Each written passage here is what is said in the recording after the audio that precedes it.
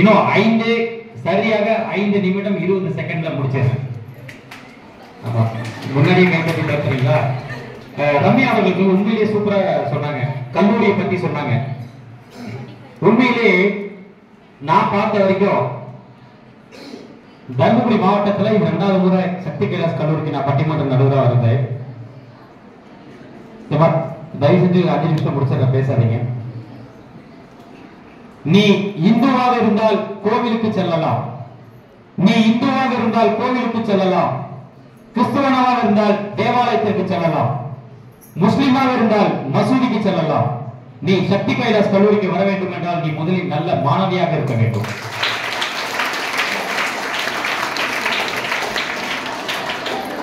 நிலங்களை 5ஆக பிரித்த இறைவன் திசைகளை 4ஆக பிரித்துள்ளார். திசைகளை 4ஆக பிரித்துள்ள இறைவன் கனிகளை 3ஆக பிரித்துள்ளார். கனிகளை 3ஆக பிரித்துள்ள இறைவன் கண்களை 2ஆக பிரித்துள்ளார். கண்களை 2ஆக பிரித்துள்ள இறைவன் ஒழுக்கத்தை மட்டும் 1ஆக பிரித்துள்ளார். அந்த ஒழுக்கத்திற்கு பேர் போன கல்லூரி தான் சக்தி கைலாஸ் மகளிர் கல்லூரி என்று சொன்னார்.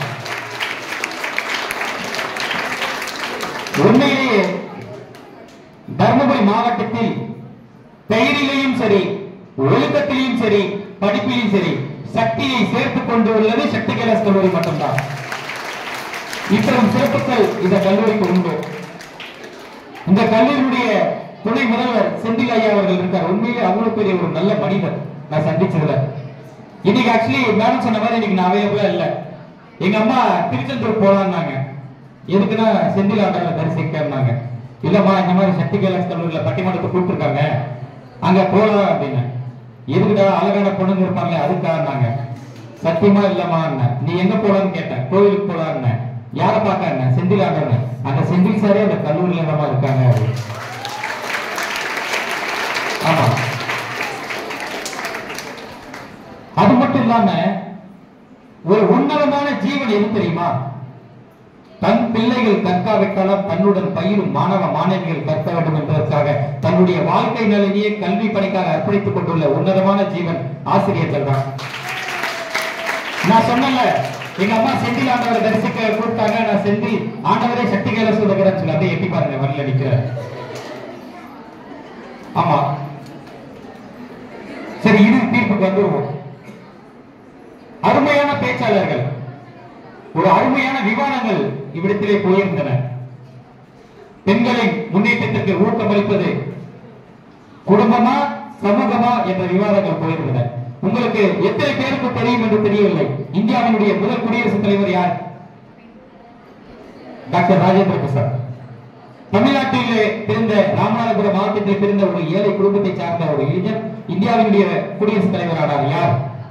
டாக்டர் அப்துல் கலாம் அவர்கள்.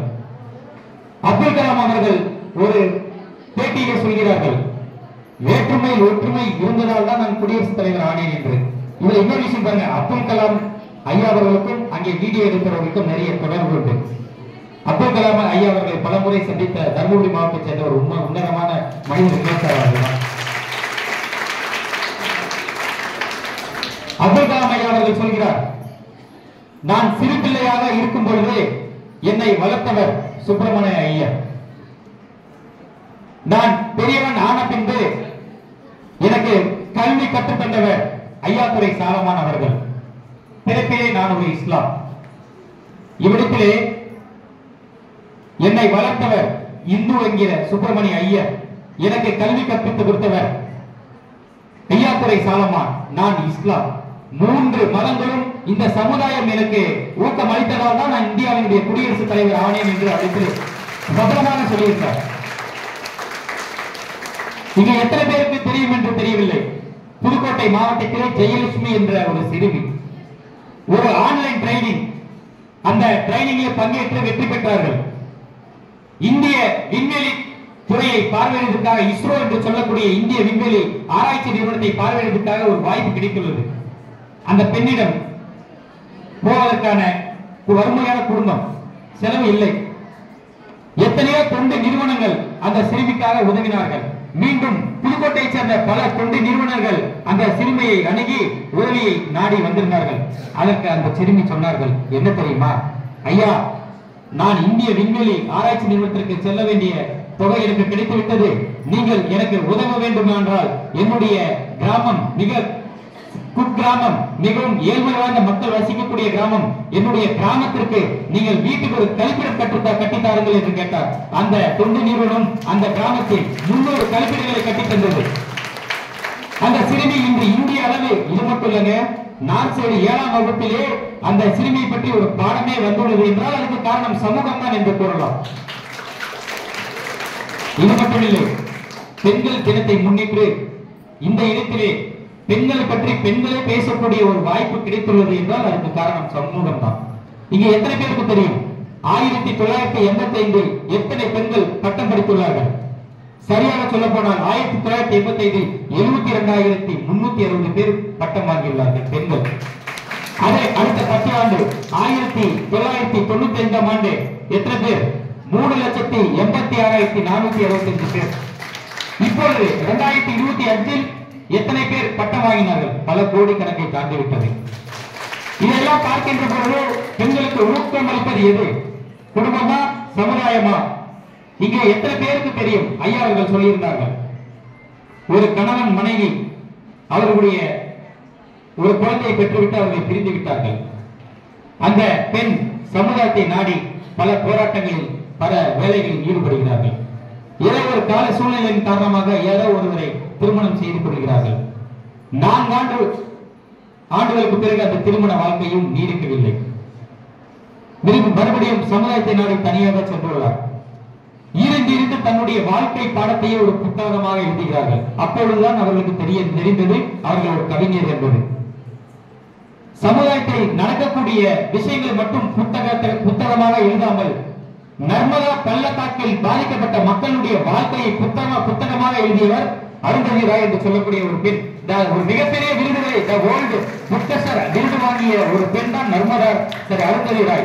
தி காட் ஆஃப் ஸ்மால் திங் என்ற ஒரு புத்தகத்தை எழுதியுள்ளார். இது எத்தனை பேருக்கு தெரியும்? இதற்கெல்லாம் காரணம் யார் என்று கேட்டால் சமுதாயம் தான் என்று சொல்லுவேன். இவ்விடத்திலே ஐயா சொன்னது போல் இந்த இடத்திலே ஒரு மகளிர் கல்லூரியை அமைத்துவிட்டு இத்தனை மகளிர்கள் வருங்கால சாதனையாளர்களாக விளங்கக்கூடியதற்கு காரணம் சமுதாயம் தான் என்று கூறலாம். ஆனால் இந்த பட்டிமன்றத்திலே வெற்றி பெற்றது சமூகம் தான் என்று நான் கூற மாட்டேன். சமுதாயத்திலே பெண்களை ஊக்கமளிக்கலாம். அந்த பெண்களை சமுதாயத்திற்கு அனுப்புவது யார்? குடும்பம்.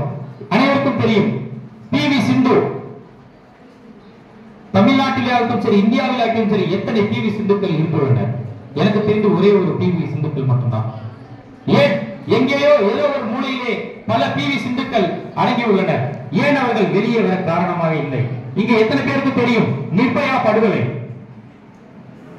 வடமாநில மாநிலத்திலே கல்லூரி படிப்பை முடித்துவிட்டு வீட்டுக்கு சென்றுள்ளார் ஒரு மாணவி. பேருந்திலே தன்னுடைய மகள் கல்லூரி படிப்பை முடித்துவிட்டு ஆசையோடு வீட்டிற்கு வருவாள் என்று ஏக்கத்தோடு காத்துக் கொண்டிருந்தனர் அந்த மாணவியினுடைய பெற்றோர்கள். பல சமூக காம கொடூரர்களால் அந்த சிறுமி பாலியல் பலாத்காரம் செய்யப்பட்டு நடு ரோட்டிலே வீசப்பட்டார். இது எத்தனை பேருக்கு தெரியும் என்று சொல்ல முடியாது. அந்த நிர்பயா படுகொலை மிகப்பெரிய இந்திய அளவில் மிகப்பெரிய ஒரு கொடூர கொலையாக மாறுகின்றது. இது எத்தனை பேருக்கு தெரியும்? இவ்விடத்திலே எங்கிருந்து சமூகம் வந்துள்ளது? நெஞ்சிலே முட்களை வைத்துக் கொண்டு நாக்கிலே நந்தவனத்தை வளர்த்துக் கொண்டு உள்ளதை உள்ளபடியே சௌகரியாக சொன்னாலும் இந்த சமூகம் முன்னேறினாலும் பெண்கள் சமுதாயத்தில் மறுக்கப்படுகிறார்கள். இது எத்தனை பேருக்கு தெரியும்? ஒரு பெண் வேதனையோடு எழுதுகிறார், பெண் சிசுக்களையே இருந்திருக்கலாமோ, பச்சிளம் குழந்தையை பாலியல் வரை செய்யக்கூடிய இந்த சமுதாயத்தில் பெண் சிசுக்குலை இருந்திருக்கலாமோ, உடன்கட்டையே இருந்திருக்கலாமோ? எத்தனை பேருக்கு தெரியும் உடன்கட்டை இருங்கள்? உடன்கட்டையே இருந்திருக்கலாமோ? இன்றைய சமுதாயத்தில் பெண்களை சந்தை மாடுகளாக பார்க்கக்கூடிய இந்த சமுதாயத்தில் ஒரு கவிஞர் எழுதுகிறார், சிறுமியை சொல்லினார், ஆண் பிள்ளை வேண்டுமானால் கடவுளிடம் வேண்டுங்கள், கடவுளே வேண்டுமானால் பெண் பிள்ளை பெற்றெடுங்கள் என்று சொல்லியிருந்தார். இது எத்தனை பேருக்கு தெரியும்? இதெல்லாம் பரவாயில்லை.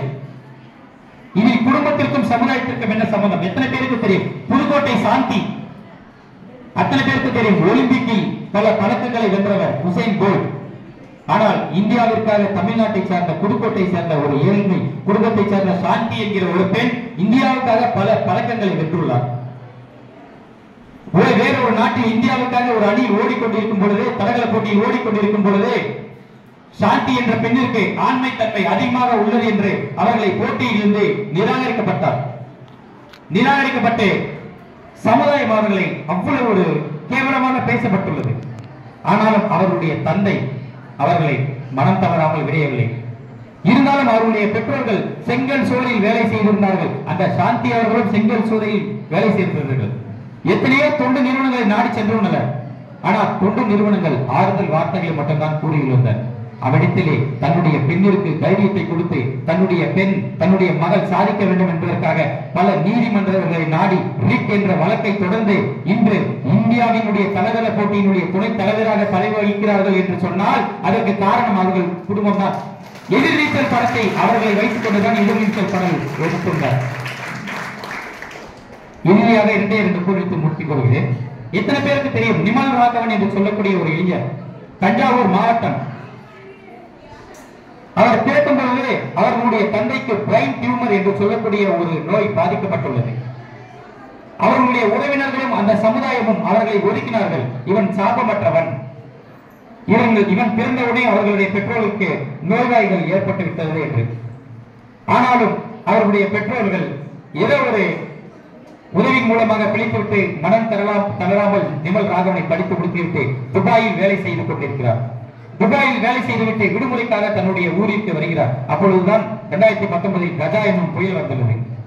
கஜா என்னும் புயலால் பாதிக்கப்பட்ட தன்னுடைய ஊரை பார்த்து துபாயில் செய்து கொண்டிருந்த வேலையை விட்டுவிட்டு எந்த சமுதாயம் ஒதுக்கியதோ, எந்த உறவுகள் ஒதுக்கியதோ அந்த ஊரிலே, அந்த நாட்டிலே, அந்த மாநிலத்திலே ஒரு சமுதாயத்தை உருவாக்கியவர் நிமல் ராகவன் என்று சொல்லக்கூடிய ஒரு இளைஞர் தான். அவர்களுக்கு காரணமாக இருந்தது அவர்கள் குடும்பம் தான்.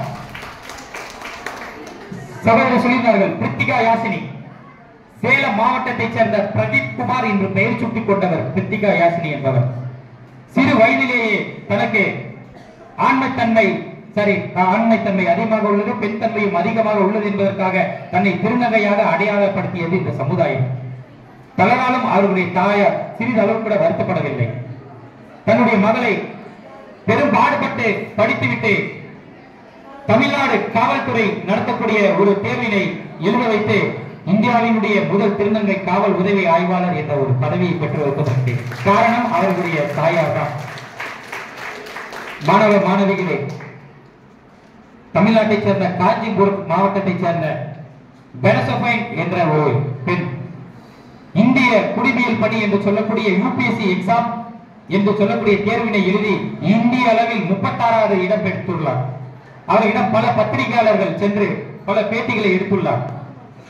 அவர்கள் கூறும் பொழுது அவர்கள் உரக்க சொன்னார்கள், ஐயா, நான் இந்த இந்திய குடிமையியல் பணியை தேர்வு செய்வதற்கு காரணம் என்னுடைய நம்பிக்கையோ அல்ல, இந்த சமூகமோ அல்ல, என்னுடைய தாய் தந்தையும் ஆசிரியர்கள். அவர்கள் பள்ளி நேரத்தை முடித்துவிட்டு தினந்தோறும் எனக்காக 6 மணி நேரம் ஒதுக்கி அவர்கள் கற்றுக்கொண்ட பாடத்தையும் அவர்கள் கற்பிக்கக்கூடிய பாடத்தையும் எனக்கு கற்பித்ததனால்தான் நான் இந்த யூபிஎஸ்சி என்ற தேர்வை எழுதி இந்திய அளவில் 36வது இடம் பிடித்துள்ளேன்.